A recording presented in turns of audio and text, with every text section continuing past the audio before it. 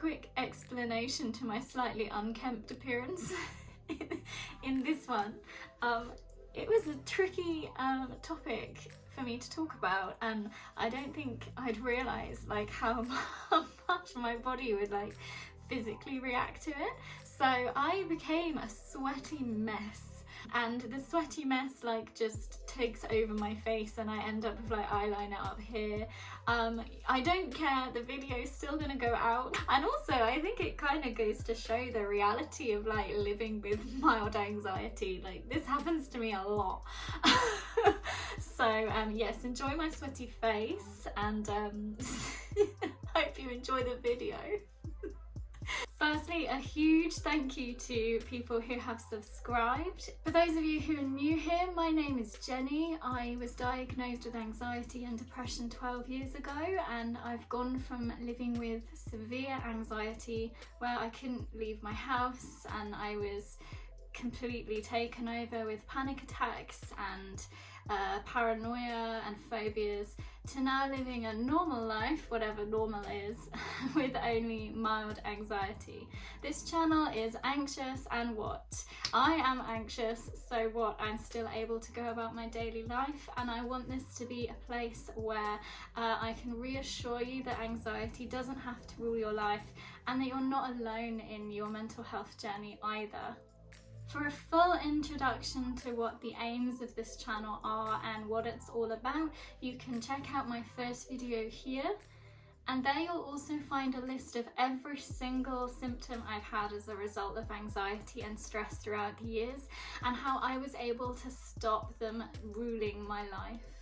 Please, let's continue to spread the message and keep talking about mental health and raising that taboo of talking about it. You can do that by helping me in this channel, by liking the video, sharing the video with anyone you think it might help, and subscribing, of course, to this channel. I forgot that last week. Right, so this week's subject is, for me, the scariest part of having anxiety or a panic disorder. Yes, we are talking about panic attacks. I want to put a trigger warning out there that we will be talking about them in detail. And I know that for a lot of people, even just talking about it, hearing about it, thinking about it can cause anxious sensations in the body. I actually include myself in that. Writing this video has been not a challenge, but it's been interesting for me because I did notice quite a few of those sort of early symptoms of a panic attack as I was writing the script. So yeah, an interesting one.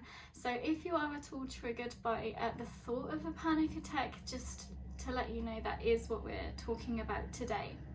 Please bear in mind, of course, that I am not a medical professional. Never have been, never will be, but I have had a lot of panic attacks and I've had a lot of counselling and therapy to deal with them. So any information I share is purely based on my experiences and any advice that I picked up in counselling and therapy, plus things that work personally well for me. But I managed to stop my panic attacks, and I am more than ready to talk about it, even though I'm having a slight hot flush right now. So without further ado, yes, it's time. I'm determined to make this work. It's time to spill this week's anxiety. It's still jasmine. I'm gonna need it this week. Whew.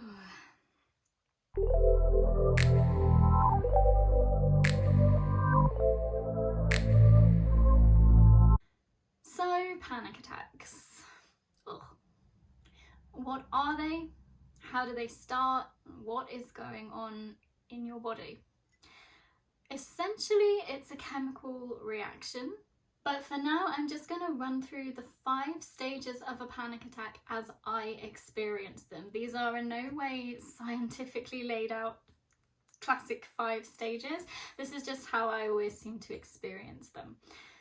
So stage, oh my god, I'm fine. I cannot tell you how much of a big deal it is to talk about this. It's really exciting, but you know, okay. Stage 1 is the trigger or the false sense of alarm. So a lot of panic attacks, it's easy to work out what has triggered them. You might have been going through a particularly traumatic event, or you're sort of anticipating something that you're very anxious about. Excuse me. On the other hand, sometimes if you have sort of general panic disorder or generalized anxiety, they can just hit you out of nowhere, even if you think you feel fine. So a lot of mine were like that. Mine were just as likely to happen if I was lying in bed as they would on a sort of crowded rush hour commuter train. Experts are still trying to work out what causes the more random panic attacks, and I'm not even an expert, so I'm just gonna stick to the stuff I know, and that is stage 2. Stage 2 is, for want of a less of a technical term, the start of the panic attack.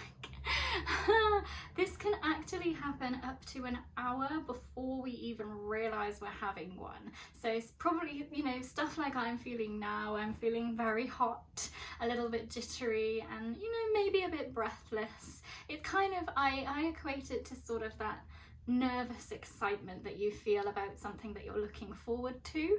That's normally how my panic attacks used to start, weirdly, and then they just descended into dread. So stage 2, your brain has perceived a threat from something in stage 1, whether that is an actual tangible fear or if it's something irrational that your brain just thinks is threatening. Regardless of the situation, your body is going to respond to that threat by giving your body adrenaline. It's a hormone that our body gives us when we are experiencing a particularly, I want to say pungent, that's not the word, powerful, a particularly powerful emotion, and this could be anything from elation to fear. And the reason adrenaline is coming into your body is because your mind perceives that whatever this threat is, you either need to fight it head on or you need to run away from it. And for either of those things, we need energy in certain muscle groups of our body, and that is where adrenaline comes in, because it helps us plump. It helps the blood pump from the heart to the particular muscle groups that we need to either fight or run away. It's really, really interesting and incredibly useful if we actually need it. I have certainly used adrenaline in the past when I've been on stage. Maybe I've been feeling a bit under the weather or I've had a slight injury. Adrenaline, man, it gets you through. But unfortunately, if you don't need adrenaline, the effects of it can actually be detrimental. The problem is, you know that you just want to chill and enjoy your afternoon, and there isn't anything to be worried about. But the adrenaline that's started coursing through your body is determined that you do need to sort this out and either fight it or run away. I would sort of think of adrenaline as that kind of, you know, overly helpful colleague who has their heart in the right place, but just wants to take over everything because they think they know how best to deal with something. So you can be there like, adrenaline, just chill, I know what I'm doing, I'm fine, there's nothing to worry about. Whereas adrenaline is like, no, you must panic and you must build up your resources and you must fight this thing. It's annoying. And ultimately, us kind of sitting on it and letting that adrenaline build up and build up, there's your panic attack. So stage 3 is the over alertness. Is that a word? For me, that was when I realised, I'm panicking now. I'm having a panic attack. And for me, I kind of stopped thinking about anything else and became hyper vigilant of what was going on in my body. Normally my breathing. I knew that in order to stop a panic attack, you need to return your breathing to a relaxed state. So that became all I could think about. And ultimately that didn't help because I was getting more and more tense. So I'm not having a panic attack. I think just talking about it, kind of, it's like muscle memory. It's really weird. Just gonna roll it out, drink my tea. Yeah, it's a stage where I could literally have someone in my face, again, doesn't help, telling me that I'm fine, there's nothing to worry about. Oh, are you feeling okay? And I literally couldn't hear them, didn't want to hear what they had to say. I just wanted to run away, hide, curl up into a little ball and be anywhere but the place that I was and have anything happening to me other than this blinding panic. That's probably the most uncomfortable stage. Once you're into stage 4, you're kind of just dealing with it. But stage 3 is the worst one because you know you have the chance to stop it from developing into a full-blown panic attack. But often for me, I just couldn't. Stage 4 is full-blown physical takeover. Ugh. By now, adrenaline might be immobilizing the body in some way. Excuse me. So your heart might be pounding very fast and very loud. You might hear it in your ears, boom, boom, boom, or literally feel it juddering your body. What else? Your chest might start feeling tight as you're breathing. It tends to be very deep breaths, but very quick. So it's kind of almost like a pant, because you feel like you can't get a proper breath. As blood leaves your fingers, toes, hands, feet to rush to those key muscle areas that I talked about, you might start to feel tingly, and in the face and cheeks as well, as it leaves your head, as it leaves your hands.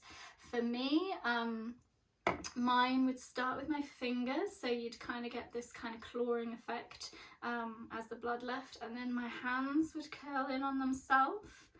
And then my arms, and also the same thing would happen with my feet as well. So I was literally like paralyzed in this kind of shape.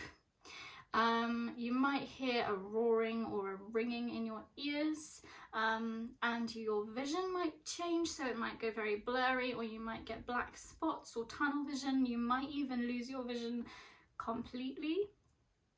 Just giving you the worst case scenario here, guys. You might feel dizzy or sick or like you're about to pass out. However, and this was such a shining light for me in my recovery, so I developed a phobia of passing out. It's just one of the many phobias I had. And that brought on a panic attack more often than not. And my therapist sat me down and said, Jenny, you cannot pass out while you're having a panic attack. So you can panic about passing out, but you're never going to actually pass out. And that is because in order for us to pass out, our blood pressure needs to quite significantly drop and quite quickly. In a panic attack, your blood pressure is sky high. Just, it's never going to happen. The most important part of this stage is if you notice kind of on one by one, on top of each other, like weird things happening, is not to let that escalate your panic. I know, easier said than done, and I know this is by far the scariest physical stage of a panic attack, but more often than not, and this isn't just in my experience, this is looking at various scientific sites and medical sites, this stage never really lasts more than 10 minutes. It might feel like the longest 10 minutes of your life, but it's rare for it to go on for, you know, say an hour or anything like that. It's 10 to 15 minutes tops. God, I'm gonna do some meditating after this. Stage 5 is when your symptoms decrease. Once you've relaxed a little, however you get there, your breathing naturally returns to a more normal resting pace. You might still experience some shaking or cramping or tingling, but that's completely normal, as it's just the adrenaline starting to leave the body. You might get a complete slump in your energy, and that's just like anything where you come down off like a high. I normally had to sleep after a panic attack, not always, but most of the time I had to at least like have a little sit down and chill, but everybody's different. I'm really gonna spill the tea. It's like my body's literally trying to stop me talking about it. I am literally going to spill the tea now on how they affected me in my life. So they were definitely the most debilitating part of my anxiety, for sure, 100% up there. At one point I was having them every night before I went to bed, or just as I got into bed to lie down to sleep. As soon as my head hit the pillow, they just started. And that was because when I lay down I just felt like I couldn't get a proper breath, and that triggered an entire panic attack. So I would fall asleep kind of sitting up a bit, propped up a bit, just to tell my mind that I could get a proper breath in the night. I would also have them whenever I attempted to leave the house, or sometimes if I made it out of the house, I would have them at any given point while I was out. So whether in a shop, I don't know, wherever I went. I didn't go very many places in those days because of the anxiety. So yeah, I essentially became a hermit for, I want to say, the best part of a year. I don't actually know. It's a part of my life that is very blurry.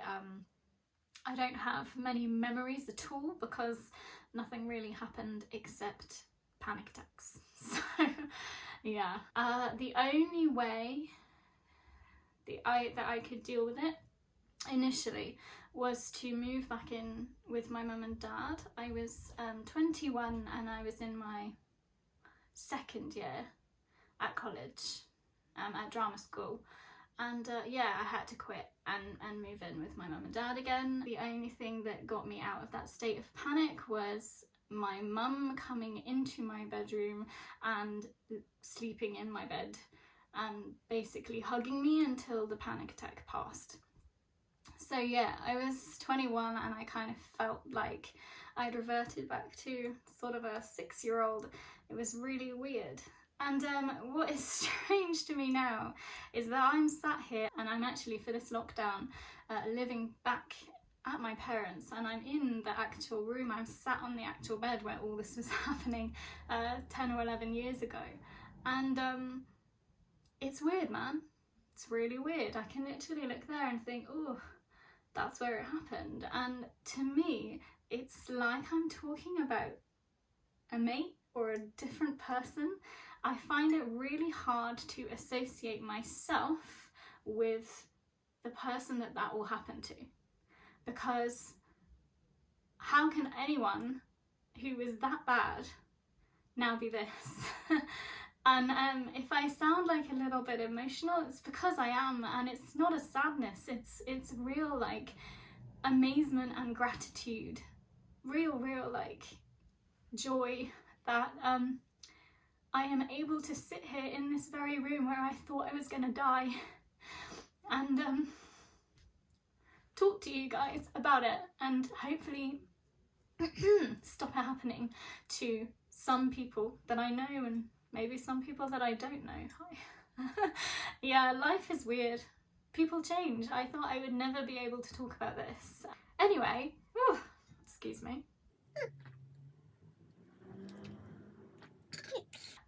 For me, I then started to use meditation and hypnotherapy. Controversial, not for everybody. It did work, but I am wary of those meditations that kind of overly focus on your breathing. It works for a lot of people to kind of go for that very deep, regular breath, but for me that just puts me right back into you're fighting for breath rather than just letting it come naturally. I think the only reason for this is that I grew up doing ballet, and when you took a deep breath in, you like tensed and prepared all your muscles for like a big jump or a big stretch. And so I still really struggle with breath-based practices like yoga and stuff where you have to try and sync your breath to the rest of the class. Like, no, we all have different shaped bodies, we all have different lung capacities. My breath is never going to be the same as yours, and if I try and fight to make it the same, then I just get tense and panicky. So never take me to a yoga class. But one thing that did work for me, and normally works for me in any kind of anxiety situation, is distraction. In those days when my mum was with me and I was kind of able to be comforted a little by that, it gave my mind a chance to sort of work out, okay, if you were ever on your own, what can you do? How can you take responsibility for these attacks? And for me, it was about sort of creating imaginary scenarios in my head. It sounds a bit cuckoo, but yeah, that's what I did, and it worked. So I would either like play some music in my ears, and I'm not talking about your wishy-washy kind of naturescapes and things like that, which I also love. I love them, and there's definitely a time and place for them in meditation and stuff.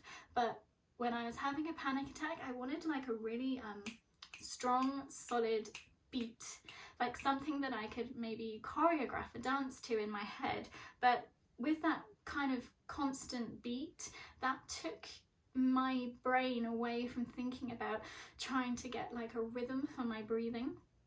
So that was what I did, and sometimes even now if I'm having trouble sleeping, there's a very specific dance from Strictly Come Dancing, I don't know what series it was, 11 years ago, that kind of, I just get little snippets off in my brain, and that can send me right off to sleep, because I guess even though it was like a lively dance, that was what I always told my brain was key to chilling me out and relaxing. Weird, whatever works, you know. Sometimes even now, I can still feel twitchy, like, you know, on the edge of anxious, and particularly in the mornings, if I have to get up and immediately do something quite active, I struggle still with that, and with making sure I've eaten enough breakfast, and I just, yeah, we'll go into that another week. So that is, again, I use my distraction. I always have a pair of headphones on for any kind of commute or activity that I'm doing in the mornings. The last time I had a full-blown panic attack was 2 years ago. It had been 8 years since I'd had a really big one, so it was quite a shock to the system, but I knew why it was happening. It was because I was actually in quite a large amount of pain, and I didn't know where the pain was coming, why the pain was there. It was fine, I was fine. So I had a cause, and the really good thing was that it didn't put me into this like spiral of panic that I was going to start having panic attacks again. But I can, you know, in between that, in those 8 years where between the two sort of last major panic attacks that I've had, I want to say I can almost guarantee that if you knew me within that space of 8 years personally, you will have seen me have some kind of panic attack. I am really good at hiding them most of the time. Yeah, so just be aware of that. Sometimes panic attacks can be completely invisible, and believe me, they still happen. So I hope that's helped you understand a little bit more about panic attacks, what they are, how they're caused. This was a difficult subject for me to talk about. So yeah, there's a man walking past my house who's staring up into the window. Hi! Yeah, I'm talking to myself. So be kind to yourselves, guys. I hope this has helped whoever it needed to help, and I'll see you next time.